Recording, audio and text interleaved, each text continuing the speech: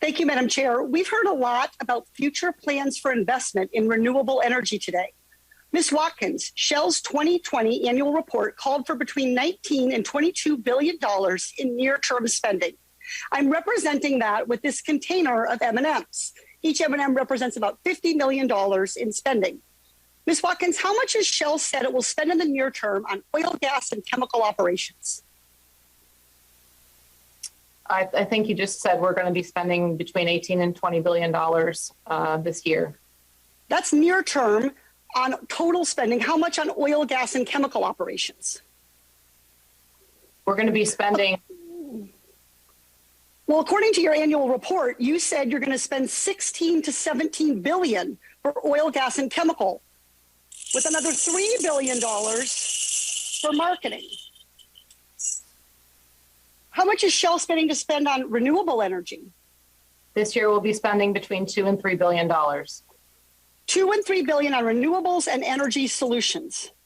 In your testimony, you said, quote, meeting the demand for reliable energy while simultaneously addressing climate change is a huge undertaking and one of the defining challenges of our time.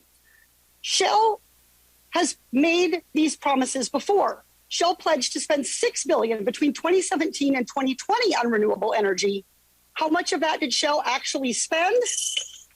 The answer is about half. Ms. Watkins, does this look like a huge undertaking to you?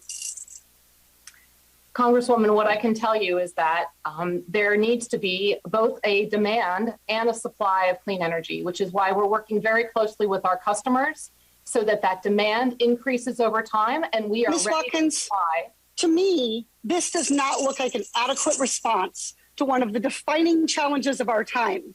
This is greenwashing. Shell is trying to fool people into thinking that it's addressing the climate crisis when what it's actually doing is to continue to put money into fossil fuels. Mr. Summers, do you recognize the following statement? Banning federal leasing and development on federal lands and waters would derail decades of U.S. energy progress. I do, Congresswoman. That's your statement. How many of the Department of Interior's approved and ready to drill permits are currently unused? Congresswoman, it takes a long time to develop these leases that I appreciate that, Mr. Summers. I'm just asking how many permits are unused?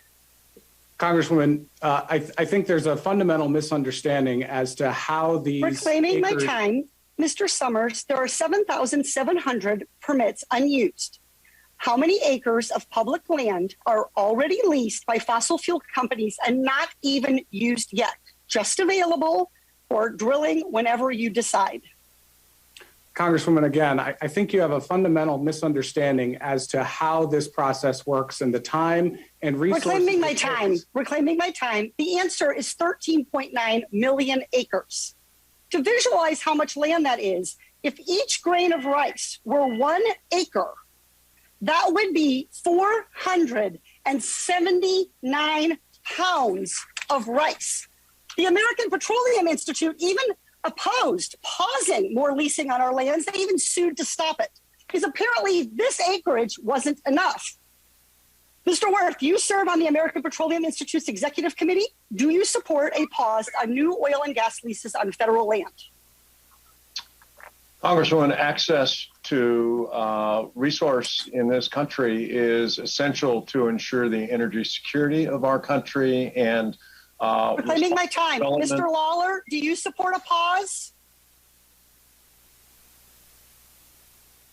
The administration, and it's our hope that the pause ends soon. We think it's important to go reclaiming forward. My time. Thank you for your answer. The answer there is no. Mr. Woods, do you support a pause on new federal and gas leases?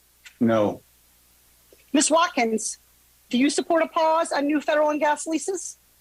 No, I do not, because I think it's important. You already have 13.9 million acres. This is equivalent to Maryland and New Jersey combined. How much more do you need?